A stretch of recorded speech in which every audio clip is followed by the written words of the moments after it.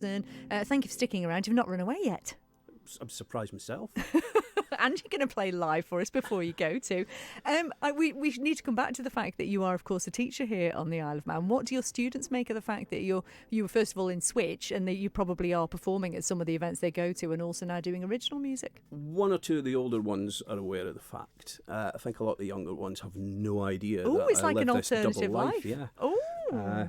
Teacher by day, rockstar by night. So, obviously. Yeah. No, I don't think a lot of the little ones know, but if they went, as soon as they find out, they go off and Google. Particularly the band I used to be in Scotland, they go and Google that to see if they can find anything. So how far did you get with the band in Scotland? We got close a couple of times. We did a couple of showcase gigs for record companies. There was a point where we were very close to being signed, and then the record company was taken over by another record company. We got close a couple of times, got the album out there, and did some gigs in London and things. But yeah, I'm slightly glad it never happened. I'm not sure I would have survived that. Oh, that well, at that time. So what decade would that have been? It was 90s, late 90s, yeah. But we did one television appearance on This Morning with Richard and Judy, but it wasn't Judy, it was Karen Keating. Oh, how cool. Oh, Karen Keating's better than Judy anyway. Yeah. So that would have been amazing. What an experience. Yeah. And you've got media background as well, haven't you? For a year or so, I worked with a radio station in Scotland.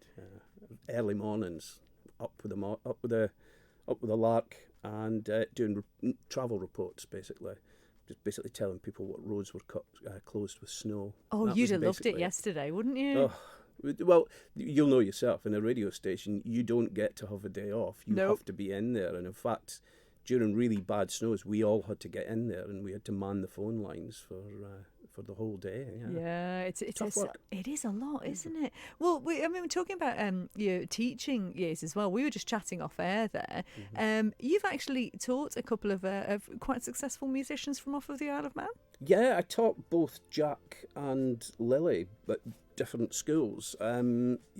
Jack was just extremely talented, really great guitarist, and really kind of good multimedia work that he did. Doing A-level media studies, and the film he made was incredible. It was really good for his age. And Lily was just stunning.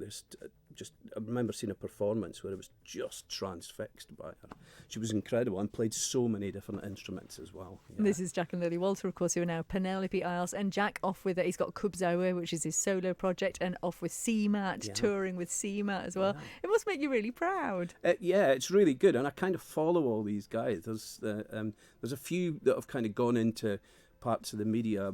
I didn't teach Pierre Novelli, who's a stand-up comedian, but I've kind of followed him. I'm reading his book at the moment, so I just kind of like to keep fascinating, isn't it? Things. Yeah, see where people go. It's really cool. Yeah, well, now they're going to be seeing where you go, obviously, with your music. Back to bed after this, I think.